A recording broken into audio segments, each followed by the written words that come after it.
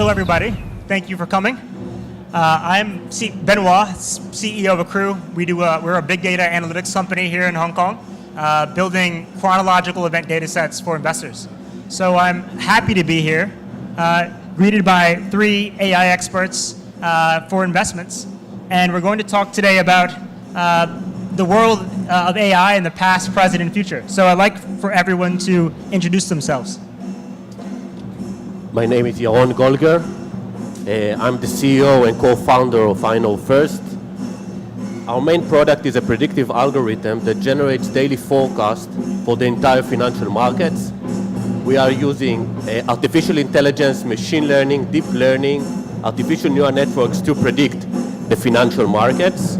Our predictive algorithm, is generating daily forecasts for over 10,000 assets from different asset classes, equities, commodities, currencies, cryptocurrencies, world indices, and ETFs with predictions for different time frames, short-term, mid-term, and also long-term. We're Amber AI. We're an electronic trading and technology firm. We focus on market making, systematic trading across a variety of different cryptocurrency products, including spot, futures, swaps, and options. We operate around the clock and around the globe, and as of last year, we traded roughly $50 billion in crypto. I was ready to dance. So my name is Ksenia. I'm from Cindicator. We use hybrid intelligence to create predictive analytics, and in-house we have our own Algo Trading teams, which constantly experiment and use our own indicators, market sentiments, and signals to check them and to test them to see how it works. We believe that only symbiosis of machines and people, wisdom of the crowd, and artificial intelligence can create valuable and accurate data. Thank you. So we made it through the party, it sounds like. So I want to talk a little bit about the history of how we got here. We're now at this intersection of AI and investing going mainstream, which is why we're having this conversation today. So I wanted to learn from each of you a little bit about your perspective as to how we got to this intersection about AI being accepted in the mainstream. You know, we started I Know First in 2011. Back then, when we tried to explain what is artificial intelligence and what is the connection between AI and the financial markets and how we can predict the financial markets, it was basically like a Chinese for most of the firms. However, in the recent, I would say, 2 years, we can see that most of the institutionals, banks, investment firms, hedge funds, family offices are actually starting or to develop their own predictive algorithms or algo trading tools, or to search for an external solutions that could provide them a significant shortcut in this journey. So I would say that currently people or institutional clients are looking for AI-based predictive solutions or algo trading tools, and this is part of the investment world run. Thank you. How about you? Yeah, so for us, we started back in 2014-15 using machine learning to run various strategies in A-shares, so Chinese equities, onshore commodity futures and bond futures. And kind of the backstory was, as opposed to using AI for the sake of using AI, there were many, I think, nonlinear patterns in the market which we could not interpret or generate without the use of machine learning. I think if you take a step back and think about the broader investment management industry, looking across kind of fund management surveys, it is now almost becoming a trend that industry AUM is growing every year, but if you ask allocators, they're increasingly unhappy with traditional strategies. So a lot of traditional strategies are very correlated. Systematic strategies tend to be focused on different kind of clusters or buckets.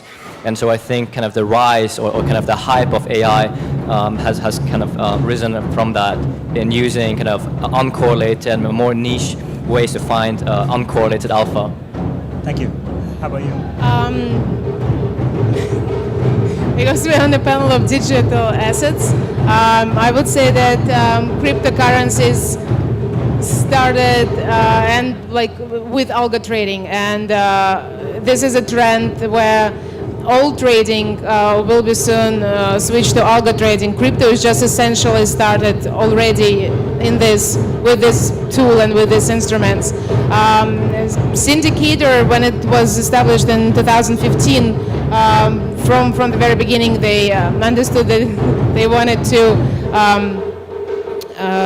not to use like manual trading to test some strategies, but algo trading it's what is essential for crypto. So yeah. Thank you. I'm still dealing with the sound. I'm trying to read your lips. Yes, exactly. So, I mean, right now, AI is obviously it's come a long way, and it's actually hit the mainstream, which is why I think this panel is really awesome, and I'm proud to be on it with you guys.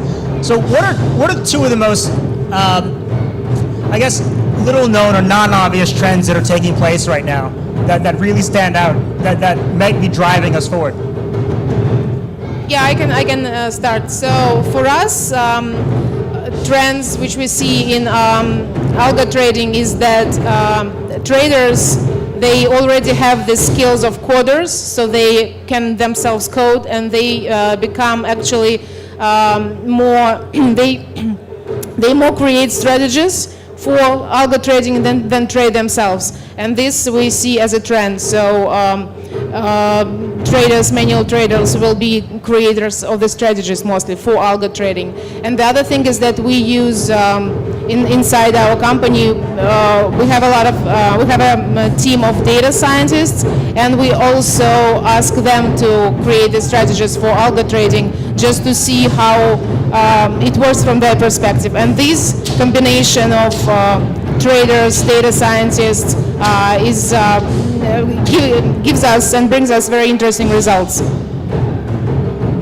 I think from my point of view, over the past few years, what's been really exciting is kind of the rise of deep reinforcement learning. So going back to 2015-16, when DeepMind was acquired by Google, now we have OpenAI as well, beating humans on 5-on-5 Dota 2. I think actually tomorrow DeepMind is going to showcase StarCraft 2, AI versus humans. I think the reason I find that interesting is because these are all games of imperfect information. And if you think about the markets, they're also games of imperfect information, because nobody ever wakes up and buys a stock at random. And so if you think about what markets really are, they are humanity's collective expectation of future productivity.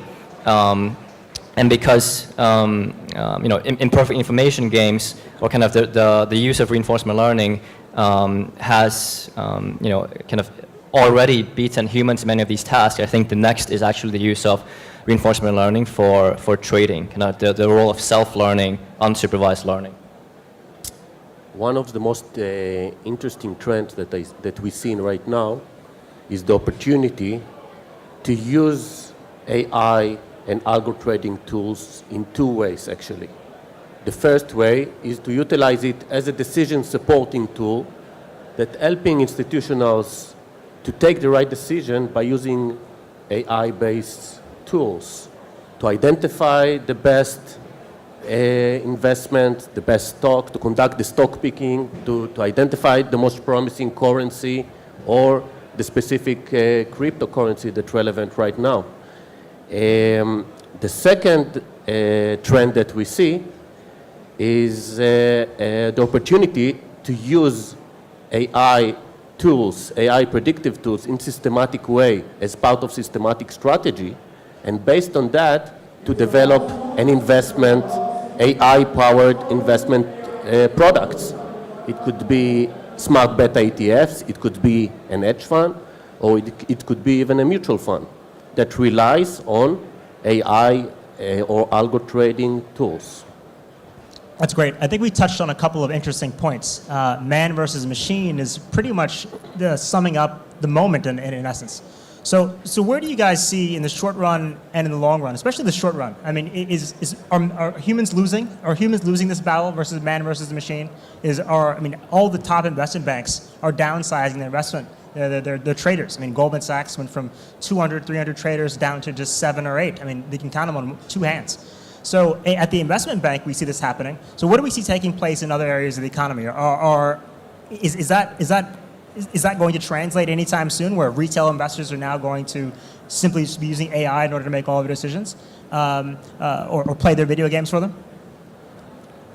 Well, humans are losing by definition. Currently, 80% of the trading volume, for example, on the equity market, is done by machines in the US. This is the latest data.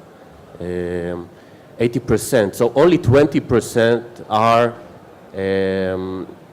associated to human traders. And this provides the entire picture. And this is just going to grow, I believe, in the future. Even the human part, or the human traders are going to rely on predictive tools. So this 20% is not going to be a pure 20%. And of course, more and more systematics and algo trading applications are going to be implemented in the next years. Yeah, I definitely echo that. But I think also it's important to distinguish kind of automation from machine learning. Machine learning is not always needed. Where it is helpful is where you have a lot of data and a lot of kind of manual processes, where perhaps a lot of times there isn't a way to linearly define or classify actions. So I think machine learning is useful in those cases where you can find nonlinear patterns, whether it is through supervised learning or unsupervised learning. And I think it's still too early to say that machines have taken over versus humans. 80% of what's traded is done electronically and algorithmically, but it is still a team of humans who have written the algorithms, who have done the testing, done the feature engineering. I am not of the belief that you're going to have AI agents only trading against each other in the future, but rather I think at some point it will become almost irresponsible to not have at least the assistance of machine learning to make better investment decisions. I think that machine learning, artificial intelligence in general is a very helpful tool for humans. But still, and especially in cryptocurrency, in crypto industry, in crypto world, it's not enough data yet to just let AI work by itself. So we need at least like 5 years of collecting data and building the strategies with humans' active participation. So I believe that now and probably in the future, only symbiosis between human and machines will create these results. And this is how it works right now. People still create the strategies. Then AI, machine learning, just as a tool, we use it to make it faster. That makes sense. Oh. Yeah, and I think across various industries, if you look at where machine learning has done the best, it's in like convolutional neural networks for image recognition. And kind of looking at cross-sectional data is one thing, but I think what's unique with markets is we are trying to predict the future. And so a lot of the pitfalls or flaws with relying too much on machine learning is if you were to just give it a random, a machine learning algorithm, it doesn't matter which it is, it would find some pattern. And so the flaw, or I think where many people fail is they tend to overfit. You can always find a strategy which works perfectly over the past few decades, and when you start trading it, it may not necessarily work. Yeah, I agree with your remark. Just to add, I wanted to highlight that not everything is predictable. when we are saying, we are talking about AI-based algorithms or predictive models, we need to remember that, in the market there is a predictable part and there is a not unpredictable part. But the key here is when using AI-based algorithm is to focus on the most predictable assets and from this investment universe to trade. And another remark regarding the strategy, I agree, some of the strategies are done by humans. However, by using reinforcement learning, there are also strategies that being generated and built by the machine itself. And I think during the next years we are going to see more and more AI-based strategies and not only human strategies. So we're going to use AI not just in order to implement a human strategy, but we are going to use AI also in order to build and structure the strategy itself. So in 2018, we saw record volumes in crypto. We saw record volumes also in foreign exchange activity, in July specifically. So in a down market that we had since that period of time, do you feel that, what are the key factors that maybe take place between humans and machines that might drive market participation back to those levels? And will we see that happen in 2019? So I actually think this has less to do with kind of machine learning or AI, but if you look across, crypto last year, we had this massive wave of retail participation, not a lot of trading firms or liquidity providers in the market, a very gappy price action, wide spreads, and a new influx of kind of market participants. Every day, week, and month, people were paying for verified accounts on some larger exchanges. I think one trend we've seen over the past kind of couple of quarters is the newer entrants coming in. Many of them focused on market making or liquidity provision, in crypto. Traditional high-frequency trading firms and liquidity providers, big names like Jump or DRW has been involved for a long time. Tower Research, and that's contributed, I think, to lesser volatility because people now can, for every bid offer you cross, there is more liquidity on both sides of the market. I actually don't necessarily think that, for us to get to kind of higher volumes, it's going to be because we have more algorithms. I think that's more kind of indirect. More algorithms in the market perhaps create less friction, but I think for us to get to where we were last year, barriers to entry have to come off. It has to be easier for people to buy and store and trade crypto. FX as well, that you would say the same thing for foreign exchange? I think overall, foreign exchange volumes will tend to fluctuate more with what's happening in the macro economy. So last year was, I think quite interesting because you had correlations pick up across assets, commodities were down for the most part.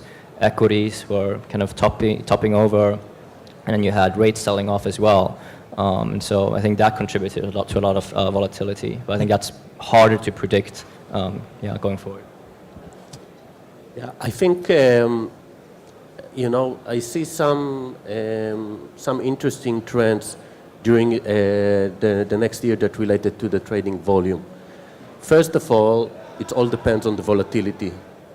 If we are going to see recovery of the market, more and more hedge funds, more and more retail clients, more and more institutional clients are going to feel more comfortable, and we are going to see increase in the volume, specifically in the crypto side. However, if we are going to see a negative market during the next month, I think most of the clients are going to stay away from the market. Another factor, again, is the machines. If we are going to see more and more machines during the next month that taking advantages in the crypto market, we are going to see increase in the volume. So I think those are the main two factors that are going to affect the volume. Trading volume is very uncertain category because, as we know, a lot of exchanges did wash trading during last year. And this is actually, I suppose, was a human decision, not machine.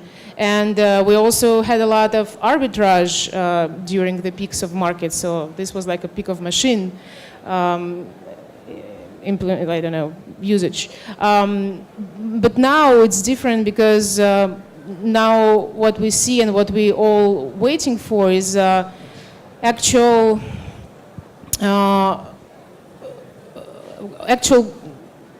companies coming who we can rely and tell that the trading volumes are real, like Chicago Mercantile Exchange or Chicago Options Exchange. So this is the trend from all this hype and making money and wash trading and market making to more stable grow, to less trading volumes actually, but to more stable and to more real.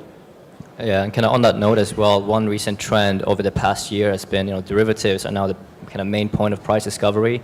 If you were to rewind like 12, 18 months ago, just sitting in front of screens looking at how different exchanges or cryptocurrencies on different exchanges behave, the importance of exchanges like BitMEX or OKX were not as big as they are now. You would have a big sell order go through on Bitstamp or Kraken, and then derivatives would follow. Whereas nowadays you tend to have big liquidations happen in derivatives, and spot tends to follow. So derivatives now make up a majority of the trading volume in this space. I think that's going to continue as well. I'd like to thank our panelists for covering the AI investing intersection today, and I thank you all for coming, and see you next time. Thank you. Thank you very much. Thank you.